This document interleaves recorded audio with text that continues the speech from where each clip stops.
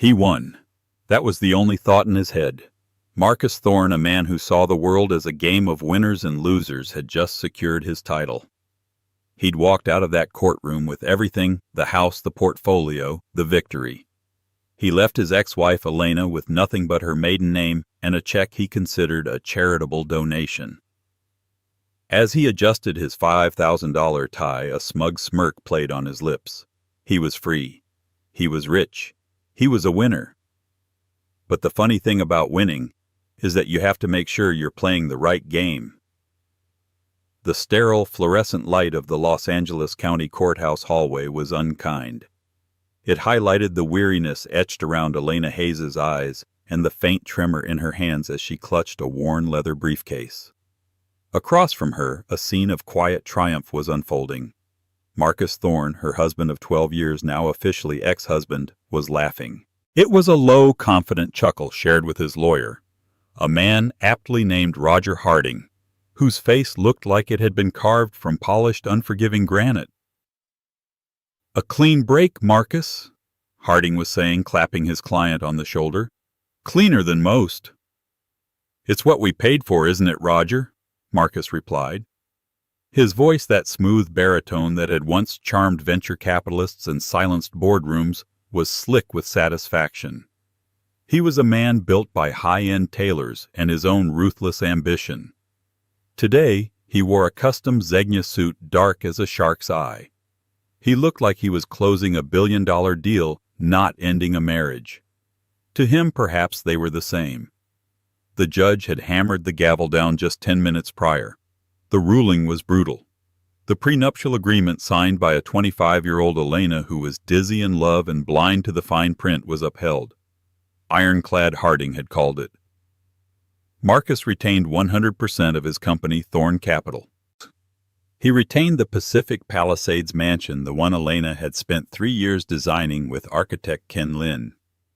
He retained the art collection, her art collection, the one she had painstakingly curated, which he had always called her little hobby. Elena Hayes, formerly Thorne, walked away with a one-time lump sum payout. It was a staggering amount to an average person, but compared to the empire she had helped build, it was an insult. It was, as Marcus had so crudely put it during depositions, severance. Elena's lawyer, Sarah Jenkins, a sharp-eyed woman who seemed to be vibrating with a suppressed fury, placed a hand on her arm. "Elena, it's over. Let's go." "Just a moment," Elena whispered. Her voice was hoarse. Marcus saw them. The show wasn't over. He straightened his silk tie, the smirk finding its full, arrogant bloom. He strode over his Italian leather shoes, clicking an expensive, lonely rhythm on the polished floor. He stopped a foot in front of her. He was taller, broader, a physical eclipse. "Elena," he said, his tone dripping with a grotesque faux pity, "I want you to know this was business, nothing personal." Elena's gaze lifted. Her eyes, the color of a stormy sea, were dry. She had run out of tears weeks ago. "Was it business, Marcus? Or was it a game?" He chuckled, that same self-satisfied sound. "In my world, sweetheart, they're the same thing, and you always have to play to win." He reached into his breast pocket and pulled out a slim silver card holder. He extracted a business card. Marcus Thorne, CEO and founder, Thorne Capital. "If you know," he gestured vaguely. "If you ever find yourself in a real jam, my new assistant Candy can probably find a spot for you. Reception, maybe." It was the final twisting of the knife. The implication that she, a woman with a dual master's in art history and business from Yale, was fit only for answering his phones. Elena didn't take the card. She just looked at his hand until he almost awkwardly let it drop to his side. "Goodbye, Marcus," she said. "Good luck, Elena," he said, the smirk returning wider than ever. He turned to leave. "Try not to, well, just good luck." He patted her shoulder as he passed. A gesture of ownership, of dismissal. Elena didn't flinch. She just watched him walk away. She watched as he and Harding got into the elevator, his laughter echoing in the sterile hall. She watched the polished steel doors slide shut, sealing her past away. "He thinks he won," Sarah, her lawyer, said, her voice tight. "Yes." Elena said, her voice surprisingly steady, though it felt like it was coming from a great distance. "He does." She took a deep breath, the first one that didn't feel like it was filtered through razor blades. She turned to Sarah, a flicker of something new, something cold and hard igniting in her eyes. "Is it done?" Elena asked. Sarah Jenkins checked her phone. A single new text message. She smiled. It was not a nice smile. "The asset freeze is complete," Sarah said. "The SEC just filed the motion. Project Lyra is officially grounded." Elena nodded, a single sharp movement. "Good. Let's go." As they walked towards the exit, Elena finally allowed herself a small secret smile. Marcus was right. It was a game. He had just been playing the wrong one. The marriage hadn't started with a prenup. It had started with a painting. Elena Hayes was 24, the youngest ever guest curator at the Getty, giving a lecture on the provenance of Dutch masters. He was Marcus Thorne, 30, a junior partner at a small venture capital firm, and he was bored. He'd been dragged there by a potential investor, Arthur Pennington, an old money fossil who cared more for art than algorithms. Marcus was about to fake a phone call when he heard her speak. It wasn't just her voice, though. It was lovely, clear, and confident. It was the way she spoke. She wasn't just describing the art. She was telling its story. She wove a narrative of secret patrons, stolen canvases, and the chemical composition of a specific long-lost blue pigment. That night, Arthur Pennington, utterly charmed, pledged $5 million to Marcus's new fund. Marcus didn't see the art. He saw the tool. He pursued her with the same single-minded focus he applied to a hostile takeover. Elena, a romantic intellectual, was swept away. He was charismatic, brilliant, and he seemed to see her. He praised her mind, not just her beauty.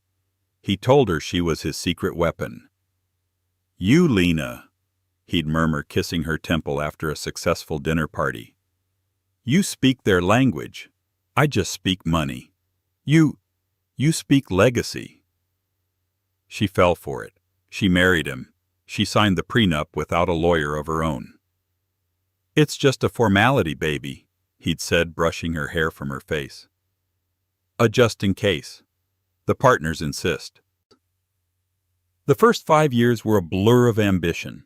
Elena put her PhD on hold. Then she put her career on hold. Her new job, as Marcus called it, was him. She was the perfect hostess. She knew which wine to serve the Vandermeer family, what topic to avoid with the Japanese tech mogul, and exactly which obscure 18th century sculpture to place in the sightline of a difficult investor. She built their social world. She cultivated the connections. She turned Marcus Thorne, a smart but rough-edged hustler, into Mr. Marcus Thorne, a polished, formidable player. The house in the Palisades was her project. He gave her an unlimited budget, his first grand gesture of trust. She poured her soul into it, creating a space that was both a home and a masterpiece of modern design. It became the place to be. A party at the Thorne residence was a guaranteed entry into the social pages. And Marcus's star rose. Thorne Capital became a powerhouse. The first crack appeared not with a bang, but with a password. Elena was handling their shared calendar, another of her wifely duties, when she saw an entry, Project Lyra, final. It was on a Saturday. She was supposed to be in New York for a gallery opening. He'd told her he had a board retreat. Curious, she tried to open the attached file. It was password protected. She tried the usual, their anniversary, his birthday, password 1223. Nothing. On a whim, she typed in the name of his first ever successful stock flip, a name he'd told her in their early wine-soaked nights of sharing secrets. Icarus. The file opened. It wasn't a board retreat. It was a network of offshore accounts, shell corporations, and wire transfers. It was vast. And at the center of it was Project Lyra, a deal she recognized. It was a deal she had helped him land. It was the deal with the Vandermeer family, a green tech initiative she had personally pitched to the matriarch Beatrix Vandermeer over tea and a discussion of 17th century tulip cultivation. Marcus had told her the deal fell through. A total loss, he'd lamented before taking her to Cabo to get over the disappointment. But here it was. Not a loss, but a massive secret success. He had not only closed the deal, but he had structured it to bypass Thorn Capital's main accounts and therefore their marital assets. He had hidden $80 million. She scrolled deeper, her blood turning to ice. She saw transfers to other accounts. One in particular had a recurring payment. A condo in Miami. A car lease. The name on the transfer authorization was C. Alvarez. Candy. Elena closed the laptop. The click of the lid was deafening in the silent glass-walled office that overlooked the Pacific Ocean. The house she had built suddenly felt like a mausoleum. She wasn't his partner. She wasn't his secret weapon. She was just his first investor, the one he was planning to cut loose. For 6 months, she played the part. She was the perfect, oblivious wife. She smiled at the parties. She approved flower arrangements. She ignored the late-night meetings and the scent of unfamiliar perfume on his suits. Inside, she was a different person. She was a forensic investigator. Every night after he fell asleep, a deep, dreamless slumber of the self-assured, she would go to her office. She memorized account numbers. She photographed documents with a burner phone. She traced the labyrinth of his deceit from the Cayman Islands to Delaware to a small, unassuming bank in Zurich. She learned his real business, the fraud, the tax evasion, the way he was systematically draining the company to build a new life, one that didn't include her. She knew that if she confronted him, he would destroy her. He would use the ironclad prenup, his army of lawyers, and her emotional instability to leave her with nothing. So she didn't confront him. She prepared. She needed a lawyer, but not just any lawyer. She couldn't walk into a top-tier LA firm. Marcus had half of them on retainer. She needed someone he would never see coming. She started looking for her own secret weapon. And in her research, scrolling through obscure legal journals, she found a name. A fixer, known in elite circles, a ghost who specialized in impossible divorces. The problem was this lawyer was unreachable. Unless Elena remembered a name from her past, a reclusive, eccentric collector she had briefly corresponded with years ago about a rare painting. He was known for his unusual connections. He was also known to despise men like Marcus Thorn. She dug out the old monogrammed stationery. She picked up her favorite fountain pen. It was a long shot, a desperate wild pass. She wrote a letter, not asking for help but offering a story. A story about a JMW Turner painting a fraudulent financier and a wife who had finally learned to see the true pigment. She sent the letter via private courier to an unlisted address in Switzerland. 2 weeks later, a new encrypted phone appeared on her doorstep. No note, no card. She turned it on. There was one number in the contacts saved under a single ominous letter B. She pressed call. A voice answered. It was quiet, cultured, and carried the weight of old-world power. "Mrs. Thorne," the voice said without preamble. "Or perhaps I should say, Ms. Hayes. I received your letter. I must say your analysis of the slave ship was insightful. Tell me more about the man who thinks he can paint over a masterpiece." His name was Julian Alistair Blackwood, and he was about to change the game. Marcus Thorne was in a magnificent mood. He left the courthouse, tossed his briefcase onto the passenger seat of his Aston Martin DB11, and peeled out of the parking garage. The judge's words echoed in his head. The court finds in favor of Mr. Thorne. He won.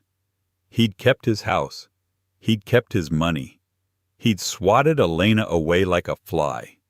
He blasted Frank Sinatra. I did it. My way. He hit the speed dial for Candy. "Hey, baby," he crooned, merging onto the Pacific Coast Highway. "Guess who's officially a free man?" "Ooh, really, baby?" Candy's voice was breathy and high. "Does that mean we can finally go public? I've been dying to post that pic from Cabo." Post away, sweetheart, Marcus laughed. And book a table at Spago, the best one. We're celebrating. I just closed the deal of a lifetime. He hung up, feeling the sun on his face. He was invincible.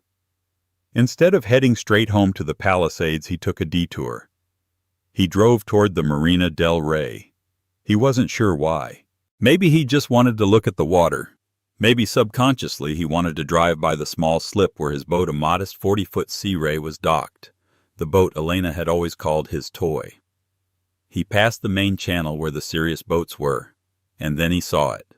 It wasn't a boat. It was a floating fortress. It was a 350-foot super yacht, a sleek, menacing blade of obsidian and chrome.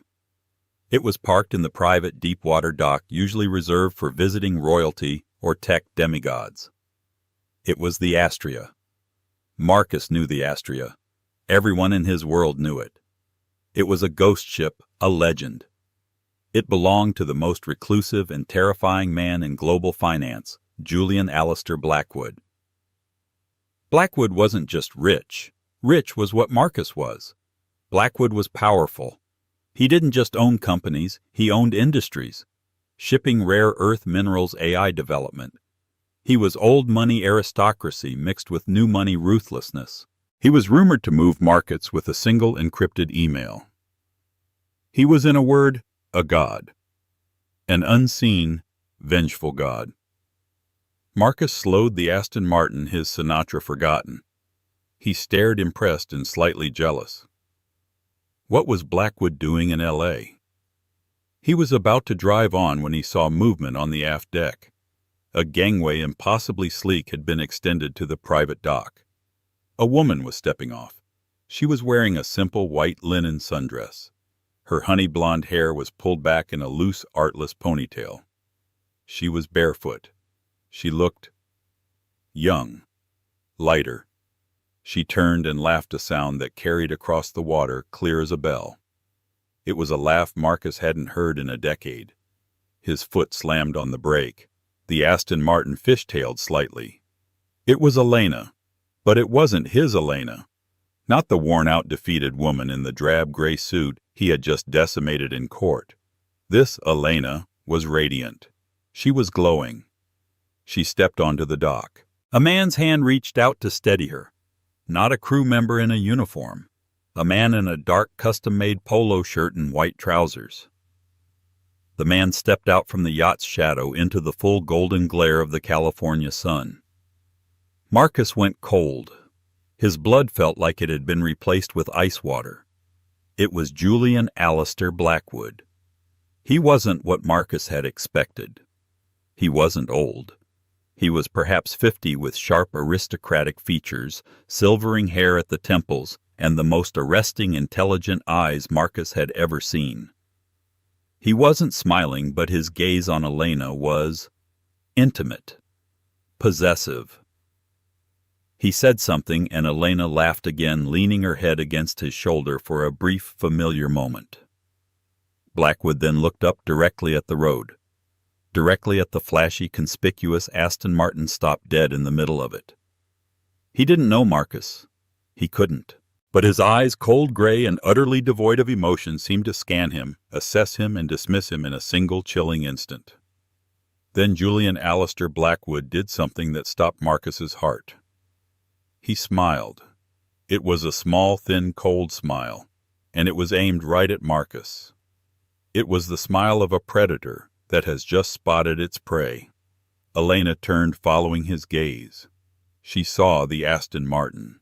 She saw Marcus, his face a mask of disbelief and dawning horror silhouetted behind the glass. Her laugh died. Her expression didn't change. She didn't look sad. She didn't look angry. She didn't look anything. She simply held his gaze. Then, in a gesture of ultimate devastating dismissal, she turned her back on him.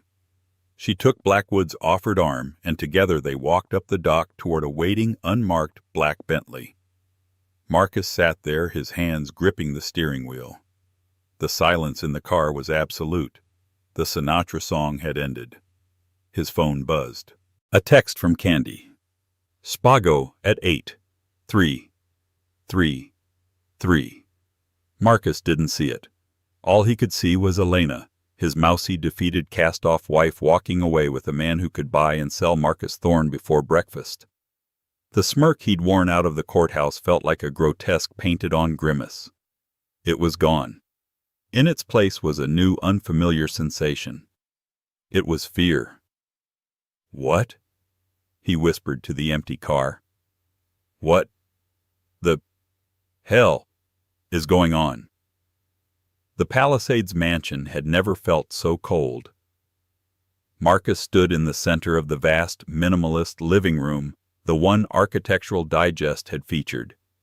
The floor-to-ceiling glass walls overlooked a black, glittering expanse of the Pacific. The house he had won.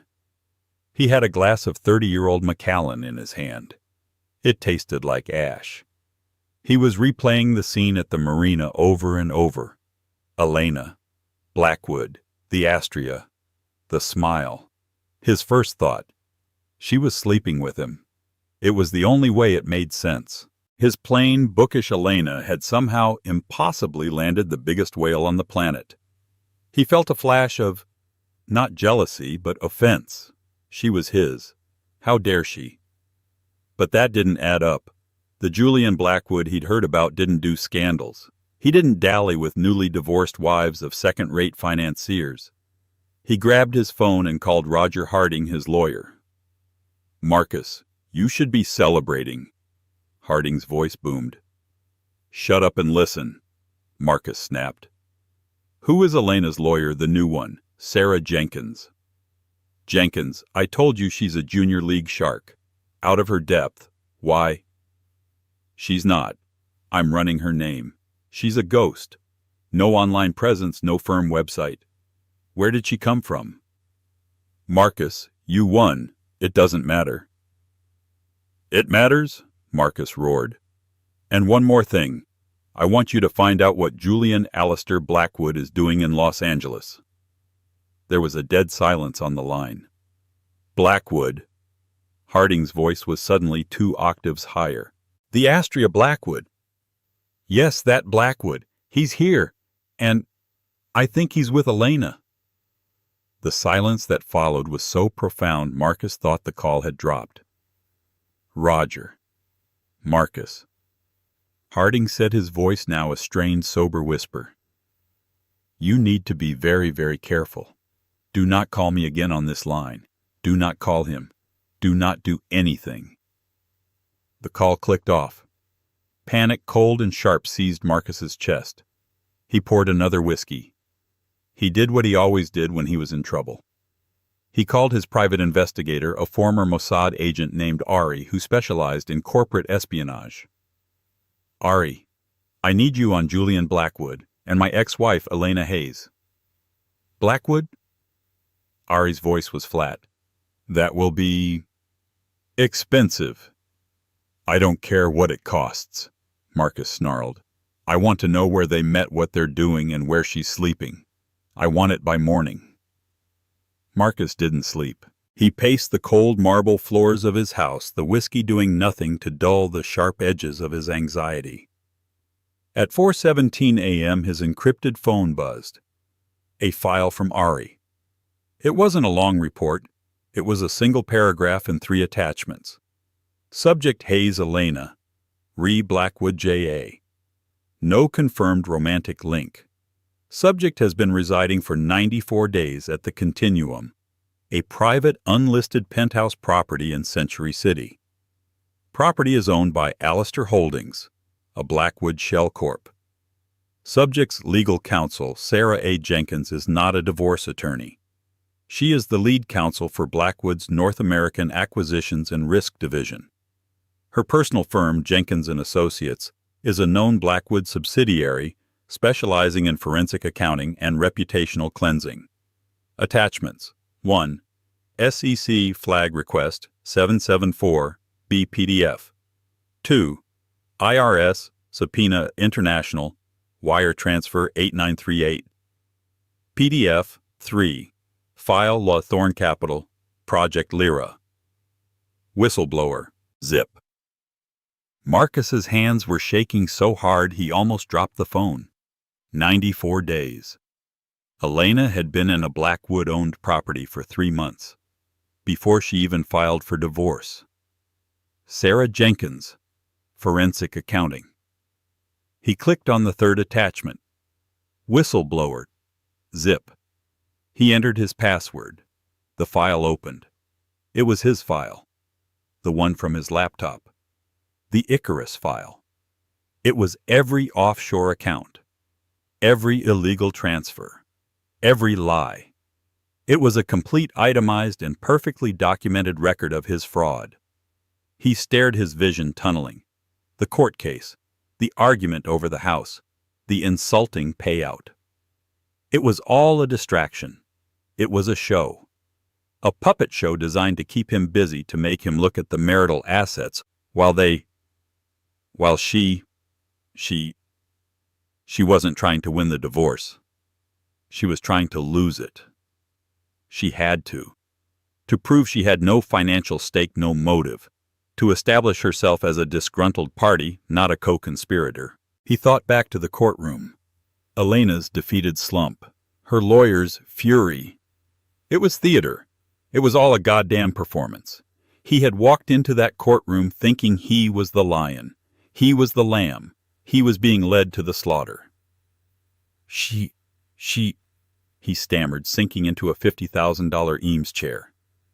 She gave him the house. She let him win the art. She let him keep his company, because she knew. She knew that the house was about to be seized as an asset bought with laundered money. She knew the art collection would be impounded. And she knew that Thorne Capital, his entire empire, was a house of cards that she had just handed gift-wrapped to the IRS and the SEC. The phone rang. It was his main office line diverting to his cell. It was 4:30 a.m. "Hello," he whispered. "Mr. Thorne?" The voice was brisk, official. "This is Agent Davies from the Securities and Exchange Commission, Los Angeles Field Office. We are calling to inform you that a freeze has been placed on all assets related to Thorne Capital and its subsidiaries pending a federal investigation into... Well, the list is quite long. We'd like you to be at our office at 8 a.m. sharp. And, sir, you should probably bring a lawyer, a criminal lawyer." Marcus Thorne let the phone slip from his numb fingers. It clattered onto the marble floor, the agent's voice still tinny and distant. He looked out the window. The sun was starting to rise, painting the sky in sickening shades of pink and orange. He hadn't been swindled. He hadn't been outplayed. He had been hunted. And the smirk he saw at the marina, Blackwood's cold, thin smile, wasn't a hello. It was a checkmate. The bottom had fallen out 6 months ago. After Elena discovered the Icarus file, she spent a week in a fog of pure, undiluted despair. She was trapped. She was a bird in a gilded cage, and the door had just been welded shut. If she left him, the prenup would leave her destitute. If she stayed, she was a silent partner to a criminal. If she exposed him, he would drag her down with him. He'd claim she was complicit, that her hobby of curating their art collection was in fact money laundering. He was smart enough to have implicated her even passively. She was trapped. She did the only thing she knew how to do. She disappeared into the art. There was a small private gallery in Culver City that was showing a piece on loan, J.M.W. Turner's Slave Ship Slavers Throwing Overboard the Dead and Dying. Elena had written her graduate thesis on it. She stood before the chaotic, violent, and terrifyingly beautiful canvas for almost an hour. It was a painting about a horrific, inhuman crime, the captain of a slave ship throwing the sick and dying overboard to collect insurance money. A crime of profit. It was a masterpiece of hidden brutality. The sublime, fiery sunset almost completely masked the drowning hands and monstrous fish in the foreground. It was, she thought, a perfect portrait of her husband. He saw the beauty, but also the balance sheet, a quiet voice said beside her. Elena started. She hadn't realized anyone else was there. The man was standing just behind her shoulder. He was impeccably dressed, but his clothes were understated. He had the kind of face that wasn't handsome but compelling. His eyes, a pale, watchful gray, were fixed on the canvas. "The insurance claim," Elena whispered, her voice rusty. "The Zong massacre. He painted the invoice. The man turned his head and his gaze was electric. Very few people see that. They see a sunset. You see the fraud. It's hard to miss, Elena said, if you know what you're looking for. He looked at her, really looked at her with an intensity that made her feel seen for the first time in years. I am Julian Blackwood, he said, offering a hand. I own the gallery and this painting. Elena, Hayes, she said, deliberately dropping the thorn. They didn't speak again for 10 minutes. They just looked at the painting. You're the woman who wrote the letter on Dutch pigment, he said finally. It wasn't a question. I am, she said, and you are the wife of Marcus Thorne, the man who leveraged his wife's connection to the Vandermeer family and then hid the profits in a shell company named Project Lyra. Elena's heart stopped. She turned to face him, her body rigid with shock and fear. How do you... Beatrix Vandermeer is my godmother, Blackwood said simply, his eyes never leaving the painting. She was displeased to learn her green tech investment was being used to fund a condo in Miami. She asked me to look into it, and my investigation led me to Mr. Thorne. And to you. He turned to her. The letter you wrote me. It wasn't about pigment, was it, Ms. Hayes? It was a flare. You were testing the waters, seeing if I was an ally. Elena was silent.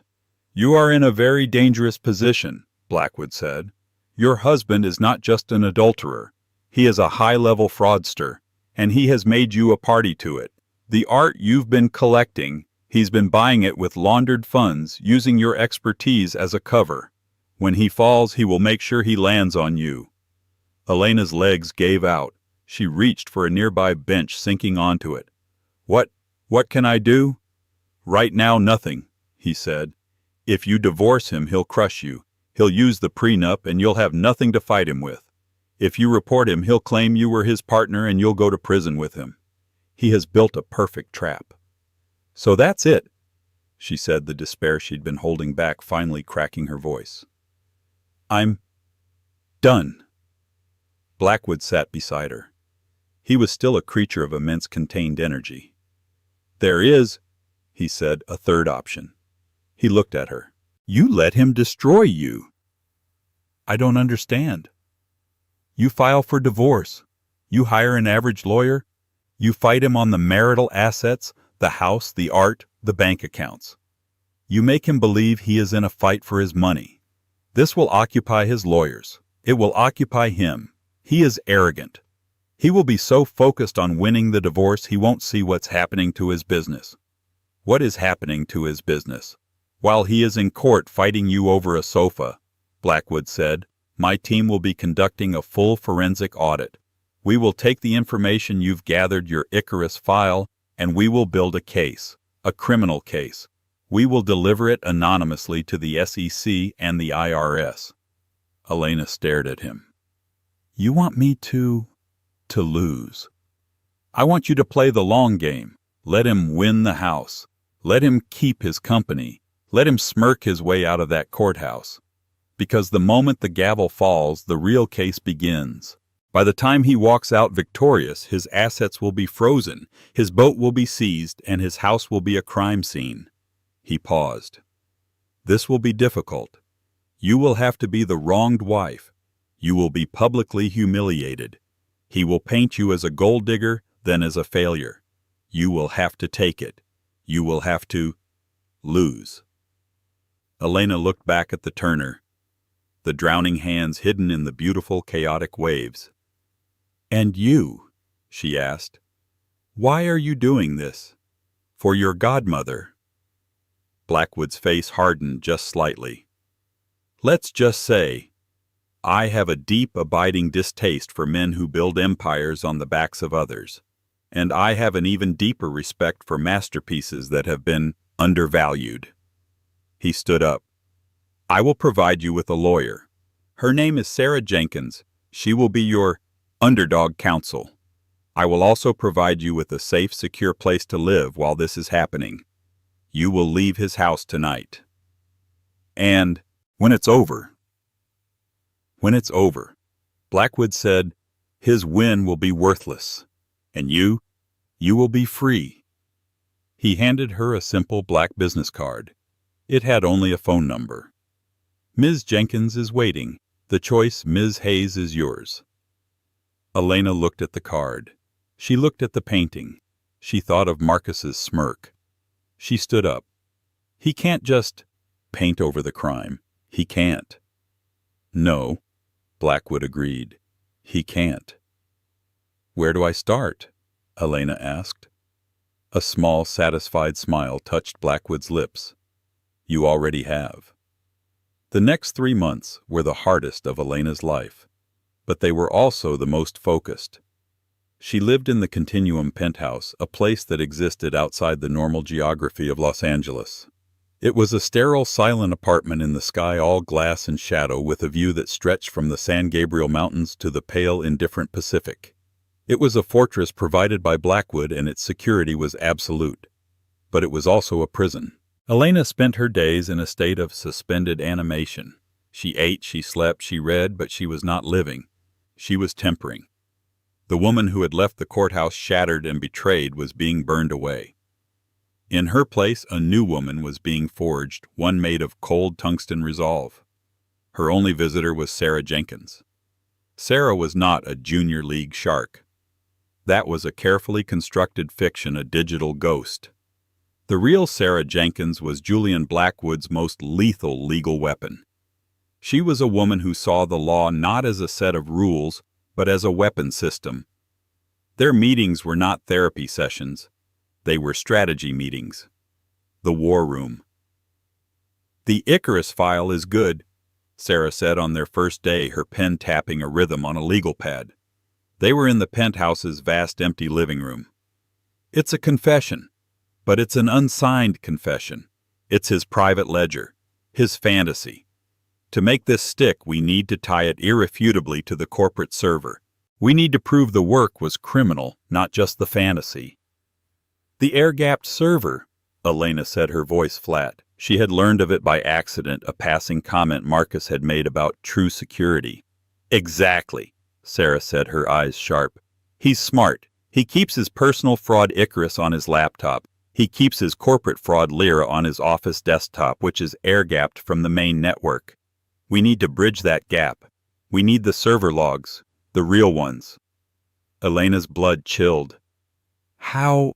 He's the only one with access. It's behind a biometric scanner, and his office is... It's his domain. You're still his wife, Sarah said, as if she were pointing out the sky was blue. For now, you still have a right to your personal property. You're going to go collect your things. He'll never let me in the office, Elena breathed. He'll be there. He'll want to watch me. I know, Sarah said. You will play the part you have been rehearsing your entire marriage, the dutiful, emotional, and slightly dim wife. He is arrogant. He wants to see you cry. He'll be so focused on his own sadistic enjoyment that he won't be looking at your hands. Sarah placed a small matte black object on the table. It looked like a standard USB drive. This is not a normal USB. It's a high-speed data siphon custom-built by Mr. Blackwood's tech division. It doesn't copy, it clones. You'll plug it into the back of his desktop tower. You will have max 30 seconds. A red light will blink while it's cloning. When the light turns green, you pull it out. But you must get him away from that desk. I don't think I can, Elena whispered, the old fear returning. Sarah's gaze hardened. Yes, you can. Because this isn't just about his money, Elena. This is about your life. He implicated you. The only way out is to be the person who burns the whole thing down. You are not a victim here. You are the whistleblower. That is the narrative we are creating. It's the only one that keeps you out of a matching orange jumpsuit. So Elena did it. She arranged the call, her voice trembling, which wasn't hard to fake. She was collecting her personal effects. Marcus was there, as Sarah predicted. He was standing in his office by the glass wall, a whiskey in his hand. The afternoon sun hit his Zegna suit. He looked like a king and he knew it. Taking the... He gestured with a sneer at the empty cardboard boxes she'd brought. The books make sense. Not much else you're qualified for. Better brush up on that resume. I hear reception is a tough field to break into. Elena's hands clenched at her sides. Breathe. Play the part. You are weak. You are broken. She moved to the bookshelf, pulling out her art history volumes. Her hands were shaking. Don't even think about touching the art. He warned, his voice a low growl. The prenup's clear. All my assets. Your little hobby ends today. This was it. She needed a distraction. She let a single calculated tear roll down her cheek. Marcus, she said, her voice a perfect broken whisper. The painting. The small one.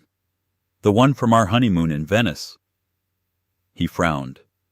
Which one, the gaudy one? The watercolor, she choked out. From the balcony at the Gritty Palace. It's the only thing I want. Please. He stared at her, his face contorted not with pity but with a smug, profound satisfaction. She was begging. For a memory. It was perfect. He had won everything. Fine. He sighed, rolling his eyes with exaggerated annoyance. God, you're pathetic. It's in the safe. He turned his back to her. He walked to the large steel safe hidden behind a minimalist panel. Elena's heart was a hammer in her chest. Now. She heard the quiet beep of the keypad. She moved. Her purse containing the data siphon was on his desk. In 3 seconds, 3 heart-pounding, adrenaline-fueled seconds, she was behind the desk. Her hand fumbled for the USB port on the back of the desktop tower. Click. It was in. A small red light blinked. Once. Twice. Heh. Can't even remember the combo. Marcus muttered, his back still to her. Ah. 10/22/08. Their anniversary. The cruelty was almost poetic. Elena's eyes were locked on the blinking red light. Turn. Turn green. Please God, turn green. Thunk. The heavy thunk of the safe door opening. Blink. Red. Marcus huffed, rummaging inside. Blink. Red. Blink. Green. Here, he said, turning around. Elena's hand, moving faster than thought, yanked the drive. She shoved it deep into her purse just as she fumbled for a tissue, her body collapsing in a sob. Marcus didn't notice. He tossed the small framed watercolor onto a box of books. The glass cracked. Happy, he snarled. Thank you, she choked out. It was the truest thing she had said to him in years. She grabbed her boxes and fled. She didn't stop shaking until she was back in the penthouse, the data siphon clutched in her hand like a hot coal. She gave the drive to Sarah, who plugged it into a secure, encrypted laptop. A moment of silence as the files loaded. Sarah didn't smile, but her eyes, when she looked up, were alight. It's all here, she said. The Rosetta Stone. The final bridge. He's done. The trap was set. Now they just had to wait. For the next 2 months they played divorce. It was a magnificent circus. Sarah Jenkins, on Blackwood's orders, was a brilliant B-movie lawyer.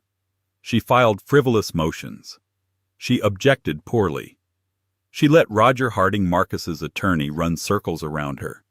She filed a motion demanding the return of Elena's emotional support cat, a cat that had been dead for 15 years. Harding spent an entire week and an estimated $50,000 of Marcus's money to produce a death certificate. I want the house, Sarah would demand in depositions. It's outside the prenup, Harding would roar. My client decorated it sweat equity. Marcus was lapping it up. He was winning so hard. Grind her into dust, he'd told Harding over a celebratory steak dinner. During this time, Elena met with Blackwood only once. It was not on the yacht. That was too risky. It was in a private wing of the LACMA in front of a Francis Bacon. a screaming pope trapped in a glass box. "He's enjoying it," Elena said, her voice flat. "He loves watching me beg." "Of course," Blackwood said, his eyes on the painting. "Men like Marcus don't just want to win. They want their opponent to know they've lost. It's a weakness." He gestured to the painting. "He thinks he's in a soundproof box, but the whole world is watching. Arrogance is a fatal flaw, Elena. It makes you loud when you should be silent. It makes you think a bar fight is a war. He doesn't realize he's already in his cage." His words were not comforting. Not. They were cold. He was not her savior. He was her mentor in a new cold world. The performance is almost over. The day of the final court date arrived. Elena stood in the penthouse looking at her costume, the drab gray suit, the sensible low-heeled shoes. Sarah Jenkins was by the door holding a briefcase. "You're ready." Elena looked at her reflection. A mousy, defeated, broken woman looked back. "He's going to smirk," Elena said. "I know. He's going to pat my shoulder or something." "He will," Sarah said, "and you will let him. You will be the perfect broken bird. You will look at the floor. You will let him have his victory, because you and I know what he doesn't." Sarah checked her watch. It was 8:00 a.m. The court hearing was at 9:00 a.m. "As of right now," Sarah said, "our real case, the whistleblower report authenticated by the Icarus Lyra data you secured, was electronically filed with the SEC and the IRS. The warrants are drafted. The agents are briefed. The moment that gavel hits, the real judge's order goes live." Elena took a deep breath. The air in the penthouse felt different. She was no longer a victim. She was no longer an actress. She was a soldier walking into the final battle. "Let's go lose a battle," Elena said. The morning after his victory, Marcus woke to a sound that was not part of his manicured, soundproofed world. It was a sharp, insistent official rapping at his front door. It cut through the thick whiskey and champagne fog in his head. It was 8:01 a.m. "Ugh, baby, make it stop," Candy's voice mumbled from beneath his $10,000 fret sheets. Marcus stumbled out of bed, grabbing a silk robe. He was annoyed, not alarmed. He was the king. Who would dare? He ripped open the massive custom-built door, ready to yell at a gardener or a delivery man. He froze. 6 men and 2 women, all in dark blue windbreakers with SEC and IRS emblazoned in stark yellow letters, were standing on his doorstep. Their faces were uniformly bored, unimpressed, and utterly devoid of mercy. "Marcus Thorne," the lead agent, a man named Davies, said. His voice was flat. "Who's asking?" Marcus grumbled, his mind still sluggish. Agent Davies didn't smile. He produced a warrant, holding it up like a crucifix to a vampire. "Mr. Thorne, you are the subject of a federal investigation into securities fraud, wire fraud, and tax evasion. We have a warrant to seize this property and all assets within as proceeds of a criminal enterprise." The words didn't compute. "Seize you can't. This is a mistake. My ex-wife, she's just bitter. She's lying." "We're not here about your divorce, sir," Davies said, pushing past him. The entire team flowed into the house like water through a breach. "We're here about Project Lyra." The name hit Marcus like a physical blow. "We're here about the Vandermeer accounts," another agent already in the living room called out. "We're here about account 739B in the Cayman Islands." Davies continued, his eyes scanning the foyer. Marcus's knees buckled. Account 739B. No one knew that name. Not Harding. Not his partners. Not even Candy. Only Elena. A high-pitched shriek came from the bedroom. Candy, confronted by a stern-faced female IRS agent, was scrambling for a bathrobe. Her fake, shocked, real terror face a grotesque mask. "You can't do this. I won this house," Marcus yelled, his voice cracking with a sudden sharp panic. "It's mine. The judge said, you won an asset purchased with laundered funds, Mr. Thorne." Agent Davies said, not even looking at him. He was pointing at the large abstract painting in the hall, one of Elena's favorites. "Tag the suitor. We're taking that too." "That's mine." "It's evidence, sir. You have 5 minutes to collect your personal effects. Your wallet, your keys, your phone. That's it." Davies paused, then delivered the final casual execution. "And sir, you'll want to leave the Aston Martin. We're taking that too." He was escorted out. In his silk robe and slippers, he was forced to stand in his own driveway, the California sun just beginning to burn as his neighbors watched. He watched as they put his art, his furniture, his life into trucks. He watched Candy, now fully dressed and crying hysterically, get put into a taxi. He was a king. Now he was a spectacle. 2 days later, Marcus sat in a sterile $20 an hour rental office with peeling paint and the smell of stale coffee. The 48 hours in between had been a blur of concrete and fluorescent lights, a holding cell that smelled of bleach and despair, the one phone call. The humiliation of discovering every one of his credit cards was declined. His friends were no longer taking his calls. Roger Harding had officially recused himself, citing a fundamental conflict of interest. He'd only made bail by signing the title of his Patek Philippe watch, the one Candy had given him for his birthday, over to a bail bondsman who looked at him with pity. His new criminal lawyer, a man named Glass, who charged $2,000 an hour and looked like he hadn't won a case since the 90s had just left. The news was bad. It was apocalyptically bad. "The case they have," Glass had said, rubbing his tired eyes. "It's not a case, Marcus. It's a confession. They have everything. Server logs, encrypted emails, the wire transfer codes from Icarus to Lyra, and the final hop to the Caymans. Whoever this whistleblower is, they didn't just give the Fed smoke. They gave them the charred smoking building, the blueprints, and the receipt for the gasoline. And," Glass had added, "they threw in a motive. They have correspondence detailing your intent to divert funds for a new life with a Ms. C. Alvarez. It paints a very clear picture for the jury, and it's not a good one." Now Marcus was alone. His phone buzzed. It was a news alert from a financial journal he was still subscribed to. He almost ignored it. He clicked. "For immediate release, Vandermeer Collection partners with Metropolitan Museum of Art for new exhibit." He scoffed. Old money, old news. He was about to delete it when he saw the subheadline. "The ambitious new exhibit, The Hidden Hand Masterpieces of Provenance, will be guest curated by noted art historian Elena Hayes. The exhibition and a new acquisitions fund are being sponsored by a $100 million grant from the Blackwood Foundation." The phone almost slipped from his numb fingers. There was a photo. It was Elena. But it wasn't his Elena.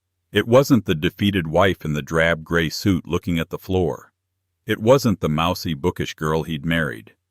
This was a different woman. A new woman. She was standing on the iconic steps of the Met, flanked on one side by Beatrix Vandermeer and on the other by Julian Alistair Blackwood. She was wearing a sharp dark blue Armani suit that probably cost more than his lawyer. Her hair was cut in a sleek professional bob. Her eyes, looking directly into the camera, were not stormy. They were clear, cold, and utterly in command. The pieces didn't just fall into place. They slammed into him like an avalanche. Guest curated by noted art historian. His little hobby. Beatrix Vandermeer. The connection she made. The deal she charmed. The Blackwood Foundation. The man on the yacht. The cold, thin smile. Blackwood wasn't her lover. He was her patron, her sponsor. He was the Renaissance prince, and she was his master artisan of revenge. He finally understood. The divorce, the fight over the house, her pathetic begging. It was all theater. A grand, spectacular performance to establish her as a victim, not a co-conspirator. She wasn't trying to win the divorce. She was just running out the clock until the real war began.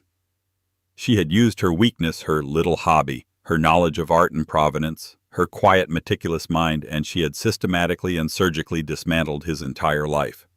She hadn't just left him. She had erased him. Blackwood hadn't saved a damsel in distress. He had funded an avenging angel. Marcus Thorne looked at his reflection in the dark, silent screen of his phone. The smirk he'd worn just 48 hours ago seemed like a cruel, distant joke. He had played his game. He had won. He was the victor. But he never realized she and her billionaire mentor were playing a far bigger, far more ruthless game all along. The exhibit's title flashed in his mind, The Hidden Hand. It was her. And in her game, he wasn't just the loser. He wasn't the opposing king. He was the trophy. He was the masterpiece of provenance she had just hung on her wall. In the end, Marcus Thorne learned a valuable lesson. Never underestimate the person you think you've beaten. He was so busy celebrating his win that he never saw the real defeat coming. Elena didn't just get revenge. She reclaimed her life, her career, and her power, all by letting him think he was the winner. The biggest twists in life aren't the ones you see coming. They're the ones that have been planned meticulously in the shadows. What did you think of Elena's long game? Was it brilliant, or was it cold-blooded? Let me know your thoughts in the comments below. If you love stories of epic revenge and shocking twists, make sure to hit that like button. It tells the algorithm you have great taste. And don't forget to share this with someone who needs a reminder that the game isn't over until the real winner is revealed.